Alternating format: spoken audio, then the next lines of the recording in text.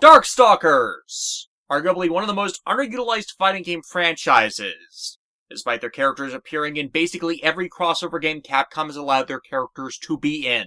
This series is basically the but with monsters counterpart to Street Fighter, in that its cast of characters all take the form of famous mythological or fictional creatures from around the world, of particular focus being paid to the franchise's two central characters, the Scottish succubus Morgan Ainsland, and Romanian vampire Dmitry Makasimov, though Dmitry's role as a protagonist has long been usurped by Morgan's rampant popularity. Hell, the largest impact on pop culture Dmitry has made has been his attack Midnight Bliss, which forcibly transforms those he's fighting into a feminized, defenseless maiden version of themselves, including his male opponents, which he summarily drains the life of. This attack is historically credited as paving the way for the eventual spawning of the concept of Rule 63ing a character into a female version of themselves, if they are male, which has seen its use in fan art, or, in the case of fatal cutie Terry Bogard in SNK Heroines, canonical adoption of the concept. Sadly though, it really seemed like Capcom didn't really know where they wanted to take the series overall, with there really only being two games for it. The second game of the series, Night Warriors Darkstalkers Revenge, is in reality a remake of the original game, just with extended and revised storylines and a few new characters. Thus, the third game is in fact the only true sequel. Udon and Turd did their best in trying to expand the world with their eventual comic series based on the main games, creating what I feel is the definitive Darkstalkers story, plus a fun crossover comic with Street Fighter.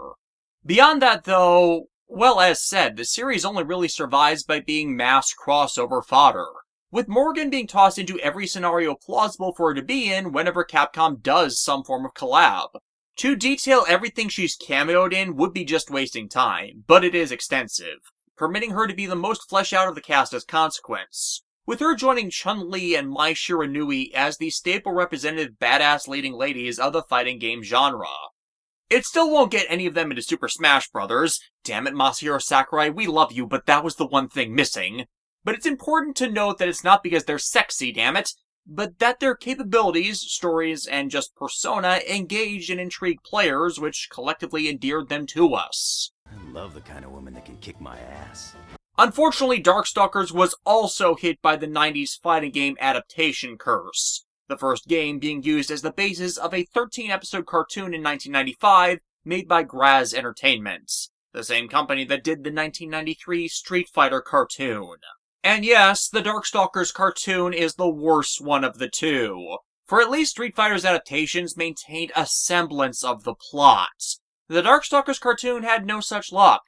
As said, Dmitry and Morgan are the protagonists of the series, yet the cartoon made them into the villains of its awful, awful storyline. The entire franchise's material at the time, rewritten to make a child insert character who was the descendant of Merlin, the hero of it, who is trying to put the monsters back in the bottle, as it were, with the character Felicia becoming his familiar because, you know, cat girl.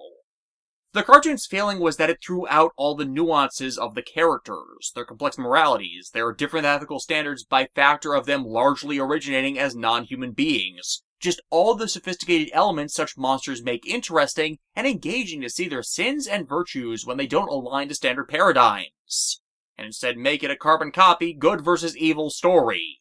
I kind of blame the way it turned out on the show's head writer, Richard Mueller, who, well, did a lot of that nuanced destruction throughout his tenure as a writer, though that wasn't the entire breadth of his work. Arguably, the best scripts he did were for Batman the Animated Series, in specific the two-part story, The Cat and the Claw. He also wrote a lot of the real Ghostbusters, but the farther into the 90s you get, the worse his work got, ultimately bottoming out in 2002 with his work on the just god-awful Stargate Infinity. Yes, that show existed. It is absolutely mind-breakingly terrible for anyone that actually likes the Stargate franchise. There's a debate whether it or Stargate Universe is worse, but at least Infinity is acknowledged as non-canon. It's always been my suspicion that trash fire is what might have eventually led to the creation of this OVA series, Night Warriors: Darkstalkers Revenge is an adaptation of the game of the same name, released throughout 1997 and 1998. Thus, for those who suck at the game, it's the best representation of the series we're likely to ever get. And in 2022, Discotek Media released a remastered version of the OVA, making the series look the best it ever has. And we're going to go over it in brief, to end this year's look at fighting game adaptations with a series that was just never given its due. I'm using the Japanese audio of the series, though, as unfortunately the dub of the series is just not good. Poor script adaptation, poor voice actor direction, it just doesn't hold up in comparison to the Japanese version, even though there is some fun to be had from the English dub brought from Kathleen Barr and Paul Dobson's portrayals of Morgan and Dimitri, and the actor illusions their respective roles do invoke. The thrust of the Darkstalkers series is based upon a faction war between the rulers of the demon world, primarily driven by the conflicts of the aforementioned Aisland and Maximoff factions. 100 years before the start of the series, Morgan's father Belial succeeded in banishing Dimitri from the demon world, leading him to taking over the human world. And because Dimitri's a vampire, he has successfully wreathed the planet in a shroud that blocked off the sun. And as humans need the sun to, live, they quickly fell to his dominion, allowing him to gather his strength to retaliate eventually against the Ainsland clan. The Ainsland, on the other hand, feel secure in their power, but the clan's heir, Morgan, sees little appeal in the noble life, regularly going out into the city to face gangs of other demonic beings to see if she can't slake her ennui with bloodlust. For going against the expected succubi archetypical stories, Morgan feeds by beating the crap out of people.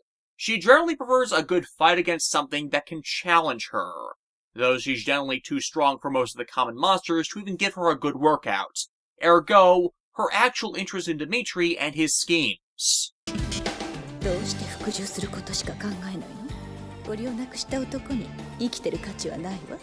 なぜデミトリという男を倒して王座を狙わない？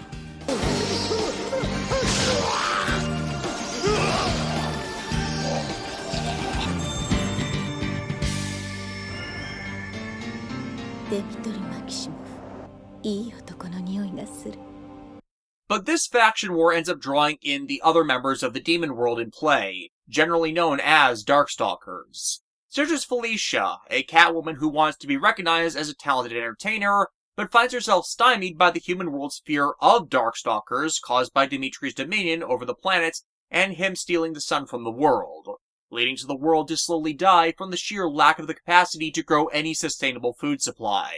This is really the man's screw-up when you think of it, as while Dimitri is a vampire and making it so there'd be less sun makes sense for him, well, for someone to be worthy of ruling, you need to consider the well-being of one's subjects, which he doesn't. He's not ruling, he's acting as a tyrant disregarding the well-being of those he's conquered, though some fare better at this than others. One such example being Lord Raptor, also known as Zabel Zarok, a zombie Darkstalker who can at least hide his monstrous features. And this leaves him unconcerned when Felicia's stronger senses tip her off to what religious factions of the world that remain who want to exterminate any Darkstalker they can to take back their world, and thus his lack of self-awareness leads Raptor to fall straight into their schemes, the priests trying to burn them alive. But the thing about Darkstalkers is they don't have the weaknesses one would expect of such monsters, Raptor actually being immune to the flames, and draining the souls of those who attacked them as consequence. Dimitri succeeds in opening a gate to return to the demon world, and is immediately confronted by Morgan, who is hoping for a fight. Their subsequent exchange finds them evenly matched, but in turn awakens the Hutzil, an army of Mayan deity-themed robots that had been hidden beneath the surface, and subsequently attack them all.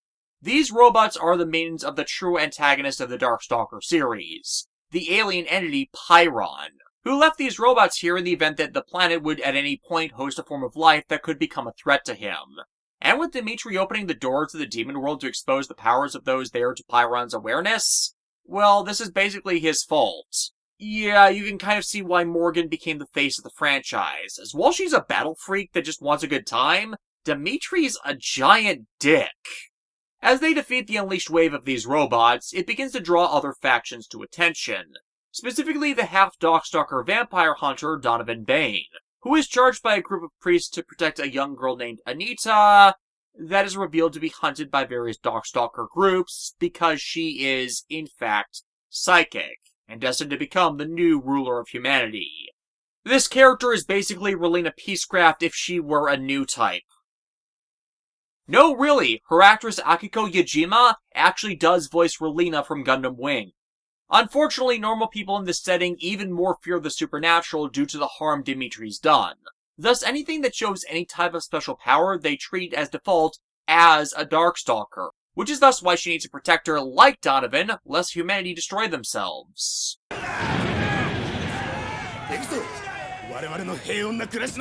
Then again, humanity in this setting generally comes off as too dumb to live. How have those trucks not near instantly exploded? They do realize the fuel tank for those trucks is literally under what they just set on fire, right?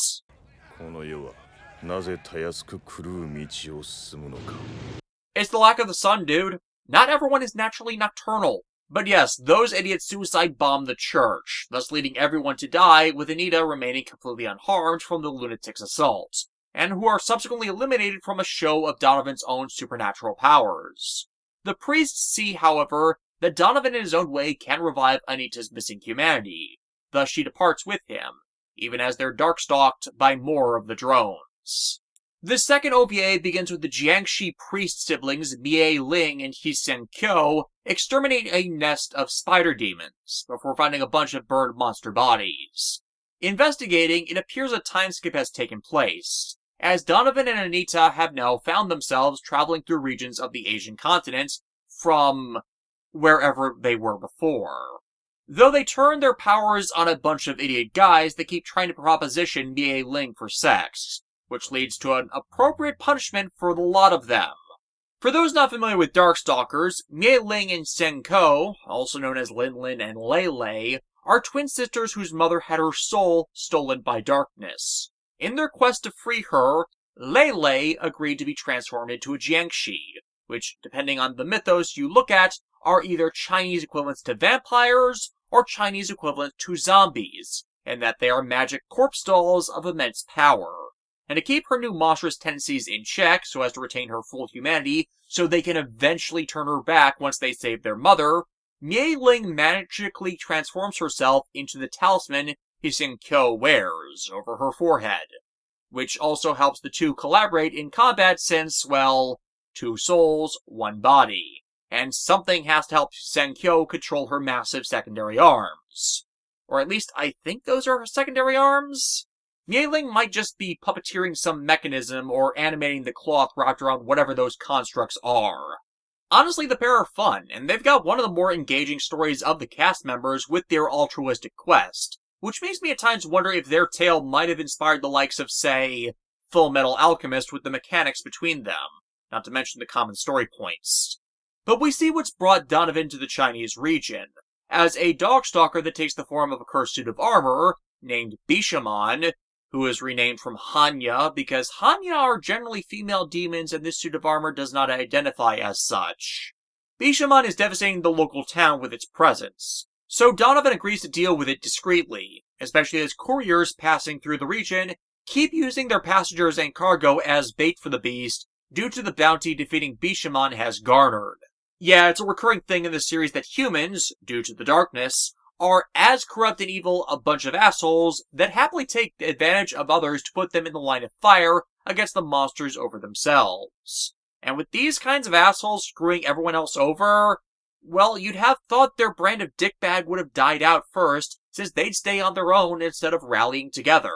Then again, the worst of the world's scum are always cowards hiding the truth of themselves until they can stab another in the back, so this isn't exactly that absurd. And yeah, these jackasses attempt to kill their passengers, which invokes Bishamon's spirit, as it's a spirit of vengeance taking its pound of flesh against those with true malice in their hearts. Thus, the only things that have any fear from it haunting this town is those who approach in this manner. Really, if there wasn't this irrational fear of the other set into these people thanks to Dimitri's actions, Bishamon's one of those Darkstalkers that could potentially be revered as a wrathful guardian deity, a Red Oni. At least if said armor was not animated by the dead spirit of a great warrior, said armor has since enslaved, and the armor's own bloodlust making it cross the line between vengeance spirit and just as bad as what draws it out of hiding. Donovan manages to save the victims in all of this, his shown empathy towards others causing Bishamon's power to wane, the armor falling inert and freeing the spirit animating it, though only after Donovan takes some severe injuries. The spirit asks him why he so willingly took such damage, but to Donovan, the blood running down him doesn't matter, as he hates the malice of the Dark Ones that much. ことにはならぬか。自決は自明への裏切り。お主の生き様は迷える純粋な魂の道。闇にも惑わされぬ人の道を示してくれ。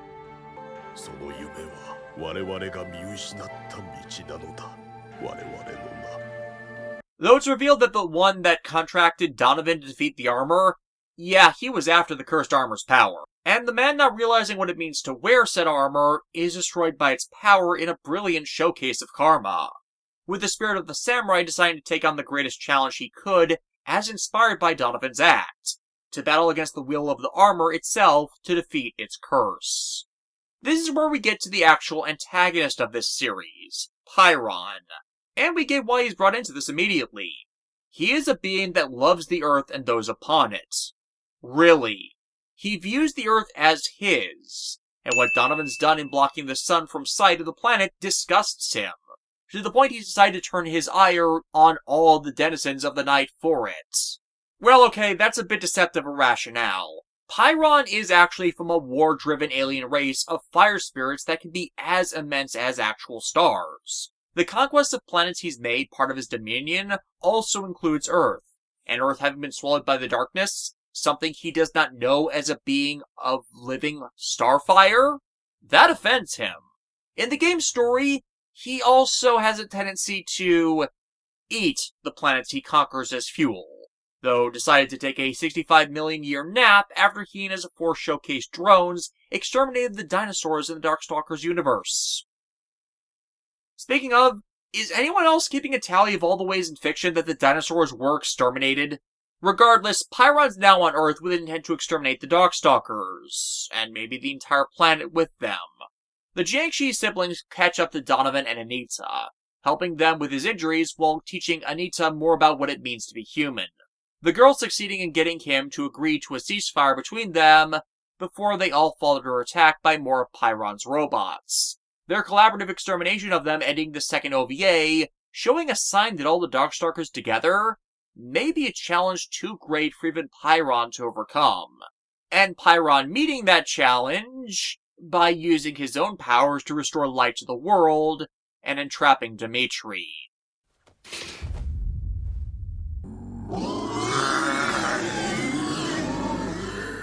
Again, your own fault, dude! Part 3 opens with the Jiangxi siblings' backstory I explained earlier, about the two journeying to recover their mom's soul, with the OVA series explaining that what cost the pair their mother was in fact all consequence of the actions of Pyron. Their family had been summoned by the Emperor of China to deal with an encroaching evil that was upsetting the balance of the cosmos with its destruction of stars and planets, leading to humans acting more malevolent and consequently massively increasing the power of the Darkstalkers. But that could just be orbital wobble. So yeah, Pyron isn't just the big bad of the story because he opposes and wants to eliminate the Darkstalkers to return light to the world. It's because everything else he's destroyed out in the universe has screwed up things so bad that he's making it so evil wins. He might be a being of fire and light, but that doesn't mean he's not as great a source of black malice as the vampire forcing everyone to live in the night. Unfortunately, the Emperor's men overestimated the siblings' mother's power, expecting her to use her magic to repel all darkness. But it didn't quite work, because darkness as a force in the universe is required just as much for cosmic balance. What isn't needed is overt malice, as there is a difference between darkness and evil. But their mom still has to suffer the consequence of having her soul sealed in darkness despite her failure, leading to the two going as far as they have in trying to bring her back. Back in the present, humanity flees from the lights Pyron created due to them burning anything around them. Donovan likewise leaving to seek the darkest beings that are fleeing back into the shelter of night instead of confronting whatever has returned light to the world. The open threat of Pyron, however, has forced Morgan to actually be responsible with regards to her duties to the demon world, offering Dimitri not just an alliance, but evidence of Pyron's power, chronicled within a tome about the Hutsil, and how they acted to destroy advanced civilizations of the past over and over again. So whatever's playing their strings has to be after them now as the most powerful beings on the planet. But as Dimitri's an arrogant dick, he refuses to listen. Though this is where we get among the last of our heroes in this. That being the werewolf John Talbane, one cursed to be in this state, as he encounters Felicia and her traveling idol act that has no audience thanks to the current unrest, and her being attacked by such a large legion of the drones that even her strength isn't enough against them alone. 弱い奴は危ないところへはしゃしゃり出てこない方が身のためだ。こっちはレディーなんだからもっと気の利いたセリフはないの？ Fun fact, I know of so many people that ship John and Felicia. It's kind of ridiculous. John leaves after that, and we get a sign that not everyone in this setting has gone mad. Felicia's act may have been demolished, but the town she was in saw that she's just a nice kitty cat, so helped her out in turn. Though, this world really does need more people that act like this instead of those that arrogantly presume they know everything about other people.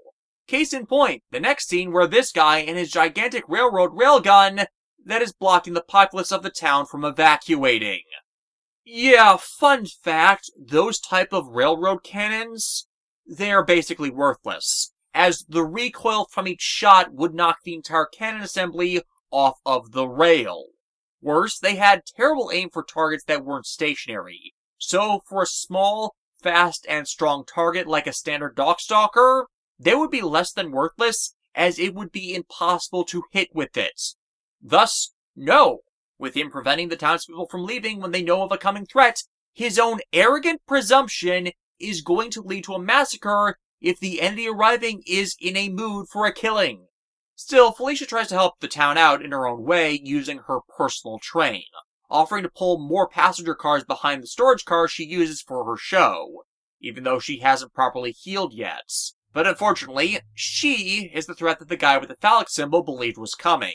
And as a consequence, while Felicia is left even worse off, that collateral damage from the shot they fired didn't just kill those she was helping, but also took down half the town's infrastructure, because he thinks she's a spy, despite Dimitri having ruled over the world for a century by this point. And they should know by now, at this point, that Darkstalkers do not operate in the terms of a conventional military one fights like this. This military commander is literally a moron. You don't fight superpowered supernatural individuals with fucking tanks and giant cannons. You fight them with guerrilla tactics and specialized teams. The only reason you would bring out giant guns like this is if you were facing a kaiju and building in bigger-sized giant robots. Incidentally, this idiot is an example of why you never see, say, a Super Sentai or Power Rangers team pull out their giant robot before the enemy pulls out their kaiju of the week, because the needless collateral that would cause to pull out a giant super weapon to fight something small is incalculable and needless. From this, though, the entire town is fed up with this self-righteous, hypocritical dumbass and orchestrate a prison break for Felicia, as the drones are shown to be completely unharmed by the railguns, and destroy them all in one salvo. The doctor who helped her before managed to succeed in getting her free, Felicia stealing a train to get herself out of town as fast as she can, John at the time returning to fight once again, and covering her until they're far enough out of town that the explosives she loaded the train with won't harm the town, but will take out all the robots.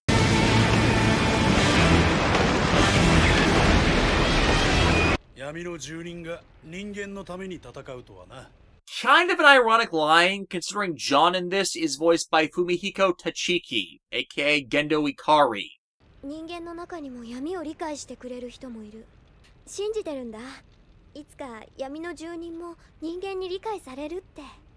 As the final OVA begins, Dimitri comes under attack from Pyron and his constructs. His castle's defenses staving them off until Dimitri comes out to confront Pyron directly. But a fire entity is a poor matchup for a vampire to face, and he gets beaten into the ground. However, it's here that we learn that a lot of this story, it's actually been a scheme of Hutzil's. The head robot of the drone army has actually come to be attached to humanity over the eons, and though he has been servile to Pyron, when Pyron arrived, it set in motion a plot to match Pyron up against the strongest Darkstalkers, the ones which most negatively affect the world, in hopes that both Pyron would defeat them, and the fire entity would be weakened enough so it and its army could eliminate Pyron in turn, while the drones dealt with the weaker Darkstalkers. As Hutzil relates, it would act throughout history when power-hungry, warmongering individuals and factions emerged, and it would then use its army to strike and crush them, as it seeks to see the world grow into a more peaceful manner that accepts coexistence with other creatures, which can happen when those who hoard their power lord over the normies. Well, that's a pretty fair twist. So, why did it attack Felicia then, when it likely knew that she wasn't a hostile Darkstalker and sought coexistence like it seemed to want? See, subversive twists like this is trying to pull off only really work if there's presented foundation for a story to go in this direction. If you don't build a possibility for something to be done this way, and you still deliberately do it, then it's not subverting expectations, it's just straight up lying as the hypocrisy has no ground to stand on. And this twist about Hutzil wanting world coexistence and it eliminates insiders of conflict, it's just something added in the last OVA so it can go against Pyron, which, like Morgan, wants insanely strong enemies to fight. But also, unlike Morgan, Pyron wants them so he can crush other tyrants like them to be a supreme tyrant? And eliminates those that don't meet its standard, which, yeah, in comparison to Hutzil is worse, as at least Hutzil leaves survivors that can rebuild without malicious influence. Still, this raises the red flag for some in the demon world. Representatives of the Ainsland faction beseeching the other noble demon houses to assist in intervening against this threat, only for everyone else to not give a damn about it, thinking either Morgan's so strong she can do it alone, or this will get her out of their way to claim power. Either way, it's really short-sighted and cowardly, but then again, what more do you expect from nobility and those kowtowing to their masters? And sure enough, they're so certain that this will tie up Morgan long enough to take a victory lap around the Ainsland, that they're already amassing forces and tying up anyone from Morgan's faction that could help her win. Which really is a snake eating its own tail at this point. And Morgan is disgusted at their spinelessness in face of a challenge none of the nobles or commoners in this land want to confront. Where is their dream? Where is their ambition to improve, grow, and become more than one once was? 与えられた余楽に甘えず己の欲望に誇りを持つのですそれに今手が届きますか届かぬなら手を伸ばす術を学びなさいデミトリ・マキシモフの方が勇ましく見えてよ He also screwed over a lot of people and set this entire situation off with his contempt for anyone other than himself. I wouldn't refer to that as courage, I would say it is callousness. Still, it's easy to see why she's just so bored with the demon realm, as she can see where the fools she has to deal with have their mindset with perfect clarity. As when succubi aren't depicted as demonic, they're still shown to possess empathic powers that allow them to read intent. And greed for power and control without a goal, ambition, and drive to direct them is just nothing but waste.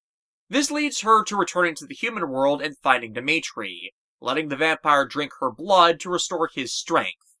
私は強い男にしか興味を持たないはずなのにこんな負け犬のところに来るなんてそれはお前が私の未来を知るからだ私は魔界を支配する王になる男だからだ Dude, at this point she just give you the throne to get out of the waste of time she finds being in charge of the current system. You just need to not be a dick to your subjects, and the demon world you'd make would probably be fun for you. Either way, you need to get off Earth. Honestly, it's the exact opposite problem as the nobles Morgan deals with. It is ambition without direction. Why do you want this? Why do you need this for yourself? Motivation is important to a character portrayal. Morgan? She hates being bored. Politics are boring and pointless to her and many others. She wants to fight or deal with a challenge to overcome as it makes her feel alive. That's her motivation. It makes sense. We know the sisters' motivations, as even now they're keeping Pyron occupied. But Dimitri? Nada!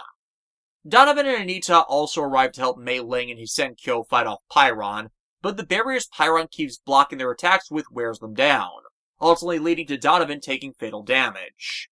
Hudsil eventually gets Pyron to reabsorb its sun so it can face the robot as a kaiju, ultimately leading to the robot's destruction in the upper atmosphere, while Anita, seeing Donovan dying, snaps and unleashes her psychic powers to revive him, believing in him that whatever darkness he may have from being a Darkstalker has never tainted his soul.